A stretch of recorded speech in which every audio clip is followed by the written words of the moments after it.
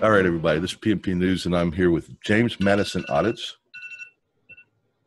And we're going to do a video. We're just going to talk. I'll get to know him a little bit better. I think you guys, many of you have already seen him, but we're going to put him out there and we'll find out some stuff about him and we'll talk about some stuff. That's what we're here for. So, James, how you doing today? Hey, great, man! I'm doing awesome. I just got in tonight and saw the message there to get on here and do an interview with you, and super excited about it. So let's do it. Yeah, it took us I'm retired. I don't have hardly anything going on most of the time, but it's like the last week. Every time you had a chance, I didn't. And, right? Yeah. But anyway, so we're together today. So. First of all, I think everybody that's seen your channel already knows you're an ex-police officer. That's right. And if they've watched your videos, you've already explained a lot of it. But for those that don't or haven't, you were ex-police officer. And why don't you just kind of take over the story there, why you quit, what you did, whatever you want to put in there. Yeah, absolutely. So, yeah, it was right out of high school, graduated, went into the police school, police academy, and then jumped in for – it was like 8 years or so. It was a fun job at the time. I rode a police motorcycle, but at some point in time in my life, I had I guess you could say a lifestyle change where I was like, man, I want to build a house, I want to buy a house, but I wasn't making enough money. So then I elected to put in essentially my 2-week notice there and say I'm going to be taking another job, and sure enough did. And like I said, the salary, I've mentioned it before in my chat. Salary nearly quadrupled when I left that place. It was just, as a police officer, you don't make that much money, anywhere from $36,000 to $40,000. Right out of high school, it seems like a lot of money, but as soon as you have that lifestyle change, where you're like, hey, I want to have a family, I want to do this, then you really start rethinking life in there. So you don't live one of the places where they give the police officers $100,000 a year, huh?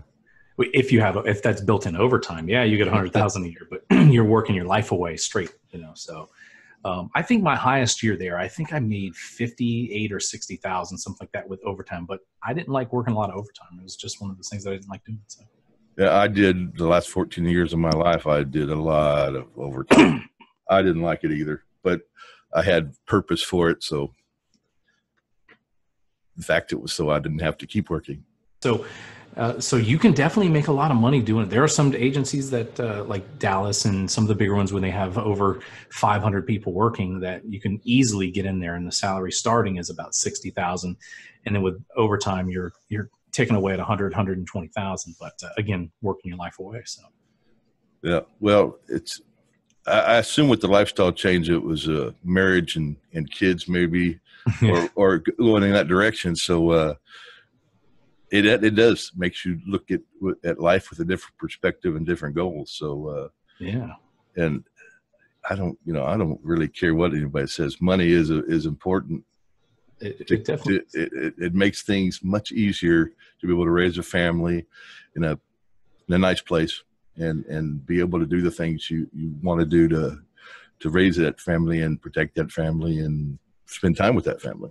Absolutely. Money is the root of all evils, but at the same time, to me, it's the root of all happiness too, because again, like you said, you can do things that you normally can't, have a little bit better of a home, have a better lifestyle, and then give children education and learning that you may not have working that education. But, the retirement offsets that. But most people in the law enforcement don't survive past 5 to 7 years after retirement. So you get do they have a reason for that? It's the high stress throughout your whole career, ups and downs really fast, adrenaline dumps all the time. And ultimately it takes a toll on you and hardens the arteries. And most of the guys either die out from a heart attack or something 5 to 7 years after. I believe it's statistically proven like that. I don't have the facts on it, but it's pretty close. Yeah. Yeah. Do you, the adrenaline rush, all right? Mm-hmm. Do you think a lot of police officers succumb to that after the fact, or they join the police department but for that adrenaline? And correct me and direct that question in a way that if I said it in a not so proper way. if you want. No, yeah. There's a mix of both. There are people that are do-gooders, if you will. They want to do good, but there's the people that do. They get that rush of excitement. There's the authoritarian feel of it. That's another one that's in itself is adrenaline too. When you have control over someone, I mean, it's just something that most people don't experience on a day-to-day basis unless they're in that position of power. But yeah, the adrenaline is something that I remember the first time I ran with my lights and sirens on. I was just like, oh my gosh, it was a thrill. You know what I mean? So, but for the most part, you have some good guys, you have some bad guys in every job that you do. But at the same time, that adrenaline rush is, once you start feeling and getting it, it's just like anything else. It's a drug. You want more of it, and you want to have it, but it's how it goes. Yeah. And the problem with being a police officer is you have people's lives in your hands and I don't mean just the fact that their lives, you can end their lives physically. I mean, financially, emotionally, they can destroy lives with it. And that's where, it comes to be a problem with bad police officers. Yep. And I think you already know that. I think you've been watching some of what I do, and I think you understand that I'm not here to bash cops. Yeah, me either. In general. So everybody's already knows why I do what I do. So yes. Why do you want to do the auditing now? Well, here's a real good scenario. Just 2 days ago, and I didn't have a camera. I wasn't recording. I was trying to get my assistant out of a ticket. We were at a certain venue, and we were finishing up some work, and we were out doing some finalization, packing everything down. She gets in her car, puts her seatbelt on, and drives away. But as she is driving away, I noticed that she has a taillight on the back of her car that has a little plastic missing, and there's a white piercing light coming from the back of the light, which is a stoppable. You can get stopped for it. I text her before she gets stopped because I see the officer's demeanor change of his vehicle. I said, if you get pulled over, let him know that it just happened. You got the replacement parts on order. He'll probably give you a warning. We pull up to the light. I look over at her and I said, like this, I threw my hands up and I'm like, you're probably going to get pulled over. Sure enough, she did. She waved at me like this. Guy stopped her, goes up to the car, and he says, ma'am, I'm stopping you because I saw you put your seatbelt on at the light right there. She literally waved like this to me and pulled her hand back like this. Yeah. And that little thing like that, it's an innocent thing on his part, but when I stopped and told him, I said, hey, man, she put it on right back in the parking lot of that store back there. I don't know how to explain this to you. He says, well, she lied to me about it. Otherwise she wouldn't have got a ticket. I said, I got a camera right here. We'll take it to court and do that because you can clearly see her. She's parked in front of me. She puts it on. He goes, well, maybe she took it off halfway down the road. And I'm like, does that make any sense to you? So the problem is the accountability. That's why I got into this. Ultimately, because I was targeted due to a neighbor I was doing a remodel on the home, and the neighbor was really mad that we were doing a remodel. As if you've ever done a remodel home, that's what they do. They get mad. Neighbors get mad. It disrupts things. Well, his wife works at the city, and he knew the ins and outs on how to get the city to bother me, to interrupt my work, to have code enforcement search. And I got tired of it after like a year and a half of this remodel going on. I said, I got tired of this. And then one of the people at the city, which was conveniently the city manager's secretary, called my business to try and get it shut down. He was like, hey, I want to drop something off at your home business. And that's a violation if you have people at your house. And I said to him, I said, no, I don't have anything. If you want to drop off chemicals or anything like that, you need to take it and go out to the dump. And he goes, well, that's good because I would have shut your business down if you would have let me come to your house and drop it off. I'm like, why are you doing these controlled calls to me, trying to get me set up? Well, my neighbor. So at that point, I dug so deep into that city. That guy got fired, or he quit, we'll call it. And then one other person did. And then it just rolled downhill from there. I just couldn't stop because they wouldn't stop. So they say you don't fight City Hall, but when you have nothing but time on your hands and I have nothing but time on my hands, I will fight. I've been fighting. Oh, you absolutely fight City Hall. I would fight tickets. When I was younger, I was a hot rod. I got lots of tickets. When I got caught doing something stupid, I just went out and paid for the ticket. But if I didn't do it, I'd spend $1,000 to save 50. Yeah, exactly. That's what I mean. You just save face and that's it. That's just, It's just the right thing to do. You don't, and I was raised to, if you get pulled over by a cop, just do anything they say. Don't give them any hard time. Don't just, just kiss butt. Yep. And there's certain times that it may work. It might work for you. They might let you off as a warning, but yeah, well, if I was pulled over for something I did, I was nice to them. Oh, absolutely. Yeah. All right. But if I was pulled over for something I didn't do, I'd let them know I didn't do it. I didn't do it. And that actually worked a couple of times. Yeah. I had a truck that was obviously a hot rod. Mm-hmm. It was obviously a very fast hot rod. All right. And we were at a light one night, and there was this piece of junk station wagon sitting beside me with a burnout muffler. But not a sleeper, huh? Not a sleeper, just a piece of junk. All right. And he's sitting there trying to get me to race. I'm not going to race him. It's on a main road, on a road that I know they'll get me if I do anything. All right. So he takes off, and I just take off normal. The cop pulls me over. All right. And I was actually nice to him, and plus I had a couple of drinks. I wasn't DWI, and that was a long time ago when you could have a couple extra more drinks than you can now. You could actually drive with drinking a beer. All right. Times have changed. Oh, yeah. Well, anyway, makes long story short, I said, I'll tell you what, you could keep my keys and my driver's license. Drive down there to that light. Look at those back tires on that truck. They're 22 inches wide. You ain't making no marks. It's gripping. No, I could spin them. I could spin those off the line real easy when I didn't have them heated up. All right. You go look at the marks on that and see if they're not in the left lane, and if they're not skinny, and the ones on the right side are non-existent. Yeah. He came back, handed me my keys and driver's license, and said, "You're right." Yeah, sometimes that works. That works out great. I've had the same situation where I got up to about 100 miles an hour to avoid a crash, had to swerve around something, saw a truck coming up, and by the time I punched it, the car's turbocharged, and it was 100. I got pulled over, said, "Man, that guy was about to run me off the road," and he says, "Yeah, I saw that. Have a good day."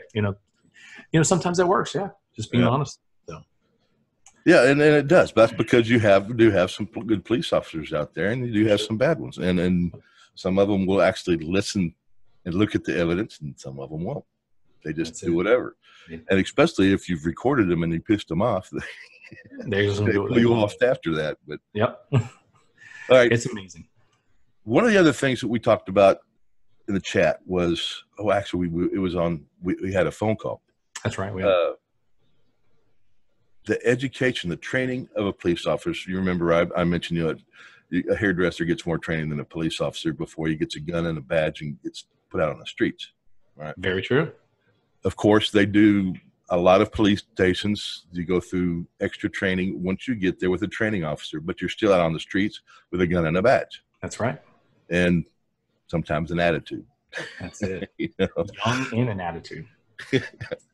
So the question is, do you believe that there's enough training before they put people out on the streets? Now, without being a hypocrite, I fell under that 9-month academy, 1 year, I think it was 3 months FTO and 1 year probation. I don't think they need more training but they need more life experience as well. That's another thing that's important on it. I was young. I was 19 and jumped right into it, but there's got to be something else, because school books and college degrees don't do that for you. It's understanding people and understanding respect of people. So I don't know if it needs more life experience, but no, I don't think there's enough training as of right now. Some departments are requiring 2-year degree. That helps, because then you get out of that 21-year-old I'm invincible stage, do what I want, and that does help. But yeah, definitely some new training. And to touch base on that, it is more expensive also to become a hairdresser or any type of cosmetology licensed person. To school, the state board exam, then it costs more to do that than it does become a police officer as well. Yeah. Well, I'm a firm believer that it ought to be 2 years of training. Yeah. And I think there should be some college education level schooling before the police training even starts. But that's me. Some people even want more. Some even want more, saying that if they have to go through 4 years of training before they become a police officer, right, then that's going to get rid of a lot of the ones that are just there for the wrong reasons. Yep. And I can't argue that fact, but I think 2 years would do that myself. So, and it's not going to happen. I wish it would, but it's not going to happen anytime soon. I think until we get a more accountability and more people seeing how bad it has gotten or how bad it is, I don't even know if it's actually worse than what it used to be, because it was pretty bad when I was a kid.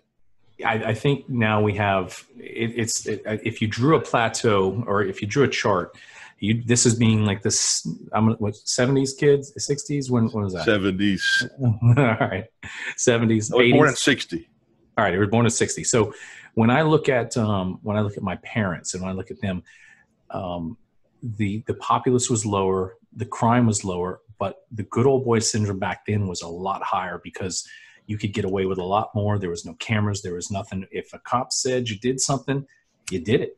And that's why some of these cases are being revisited now, and getting people exonerated for crimes that they didn't commit, because that officer said I did it. The jury said he did it. He's guilty, even though it wasn't that way. So if you drew a chart, back in the 60s, 70s, it was high for the per capita, and then it drops, it drops down. And then as population increases, I think you're getting the frequency more officers coming in, more officers getting fired, because it's just the statistics of there's more officers and there's more people. So I don't know the exact charting, but I know that back in the 70s, 60s, and 50s, even, crime and officers' demeanor was probably a bit worse, if not,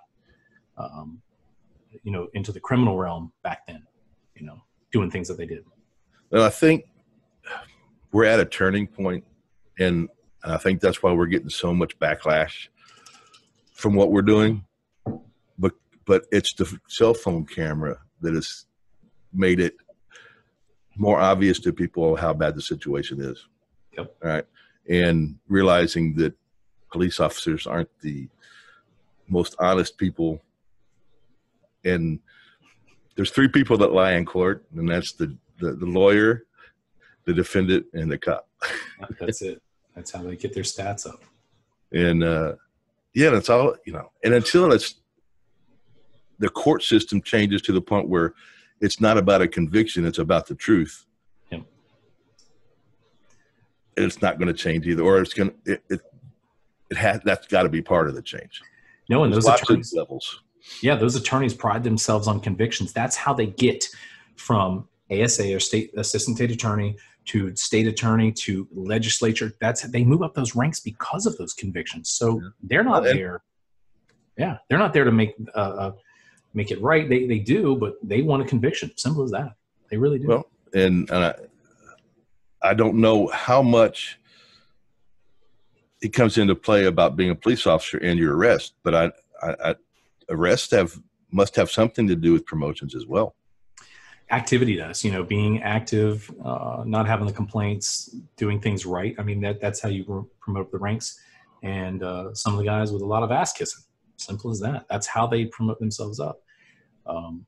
It took a while, but one of the officers that I worked with for a long time was really active. He was articulate. He could pull, he just pulls confessions out of people left and right, did it within the color law. He didn't do anything to violate people's rights that when I saw. Consensual stops turned into, hey, let me pat you down. Is that okay? Sure, yeah, pat me down on everything. Feels a little baggy, gets him for the drugs. And he made supervisor, and then all of a sudden he was fired. I don't know why. That's at the department I was at. Couldn't tell you why, but every time I've worked with him, he was a really good guy. Had straight and narrow there, and everything worked out great. Maybe that's why, because he was a good guy. He was making people look bad. Maybe. He was getting the job done without being bad. Exactly. But yeah, you can, if we go back to that and sort of back to getting into the promotions, doing the job as a police officer, they check your stats all the time. They check what you're doing. If you're not doing something, hey, why aren't you doing something? And most of them, most of the departments, they can't tell you to write a ticket because it's against the law to do that. But they say, we want 3 contacts, or we want 7 pieces of paper. And 7 pieces of paper could be a verbal warning, because you write down a verbal warning, a written warning, or a ticket. So that's basically what they want. Well, how much do you think, from your experience, how much do you think a complaint on a police officer makes a difference? And do you see them pretty much being brushed aside and not even paid attention to? Because, you know, you've seen some of the videos, you know, doing a complaint's a waste of time, non-founded, throw it away. You know? So yeah, that's why you won't see me doing complaints. If it gets to rise to that level, it's just going to go straight to lawsuit, because that's where it needs to be. And you know, people have told me, hey, you got enough for a lawsuit on this one. You got enough for a lawsuit on this one. I don't know if you know how hard it is to go through a lawsuit. It takes years. And no attorney on contingency will take that for you. So unless you have an arrest, that's when they take it on contingency, because that's when the big money is involved. Again, money is everything.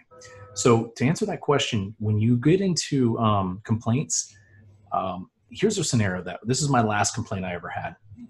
We picked a car up on radar about a mile away around a curve. It was going that fast. If you know how radar works, it sends out a signal and it bounces back, and the reflectivity gives you a reading in there. Well, we got a tone for, I think it was like 108 miles an hour in a 40. And it was around a turn.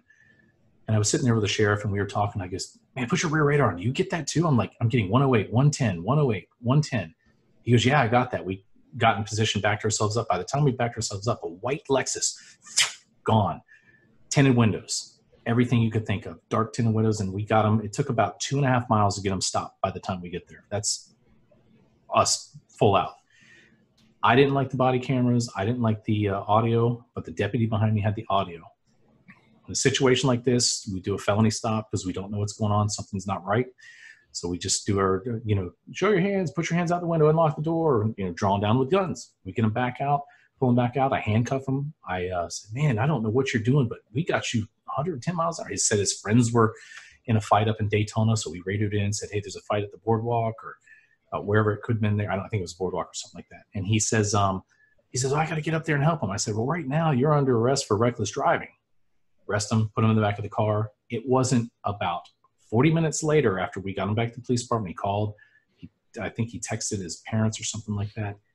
And it was a superintendent for a school board, Power. They called the chief called the city manager. It was just a nightmare. And we said, let's just let this guy get going, our arm, which we were going to do anyway, which means release on his own recognizance. The next day, they all came in, and mind you, this Lexus was a white Lexus, black tinted windows, 110 miles hour by me. I didn't mention the time, but it was like 2 a.m. They stated on the complaint that I drew down on this person and said, you dumb N, get out of the car, put your hands on the ground, you dumb N, you know, the N-word. That's what I'm saying. It was a black male that we arrested. The video and audio in the back of I didn't use it, but the deputy that was there, he had the video and audio on. The lieutenant reviewed it, and they found it unsustained that either I did or didn't say that, or that the complaint was founded or unfounded. So unsustained means that they can't find any fault on any party. We wanted to sue this kid, his face off, because of what he did there and filed that complaint, because it was all on audio and video. Nothing was there. We didn't do that. We said, man, you real politely, nicely, you're just under arrest, and put him in that back of the police car. He was like 19 years old. We're not going to go out there and do something like that. But they came in and complained. So there is, this is on my side that I'm explaining this there.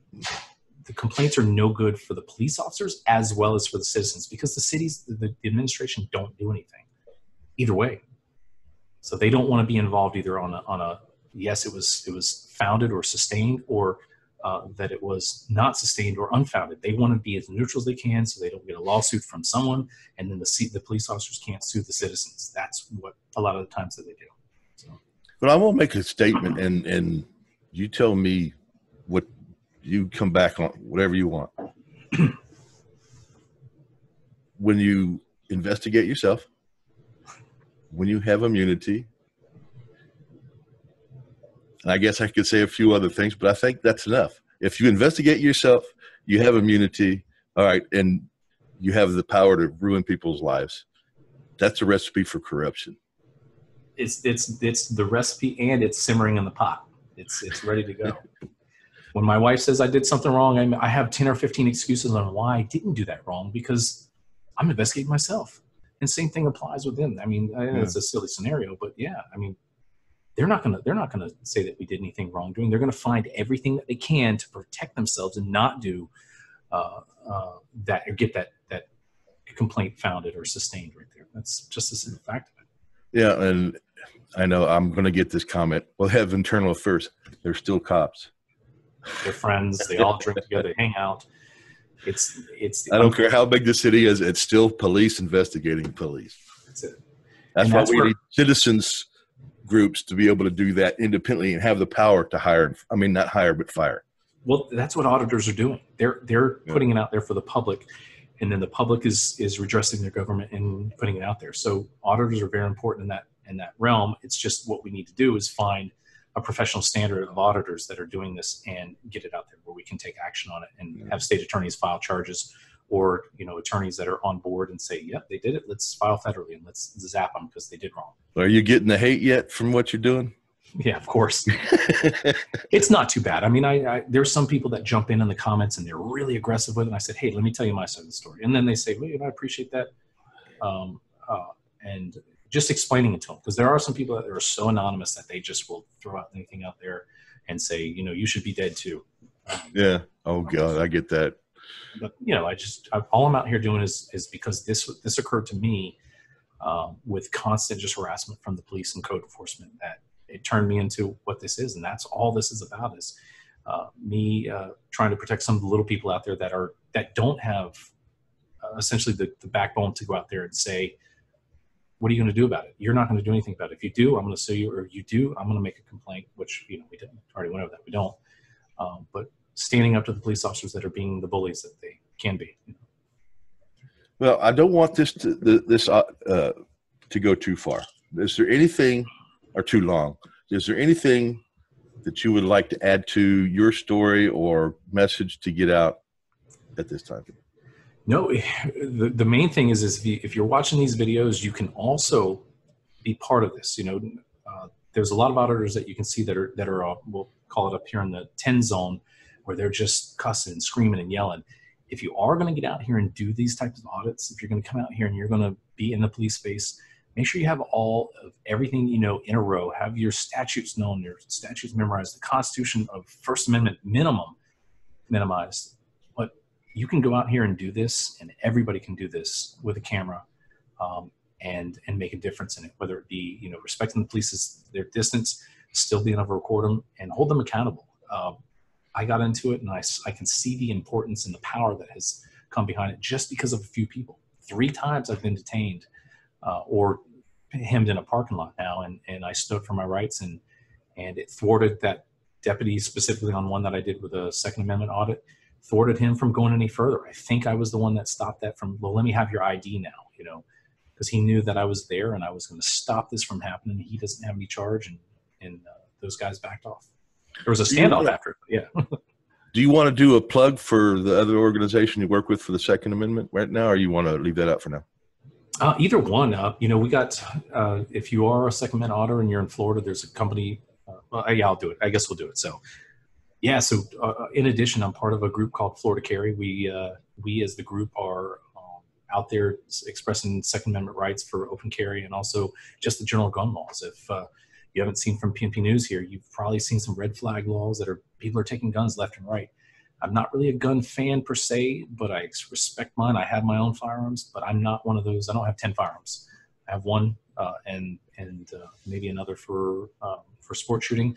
But Florida Carry is a great organization because they do have the backbone. They're in several federal lawsuits. They're in one with Solo Yacker that's down in South Florida, 50-page lawsuit for, I think, 8 or 9 people, defendants, and they do really good. So Florida Carry is a good organization.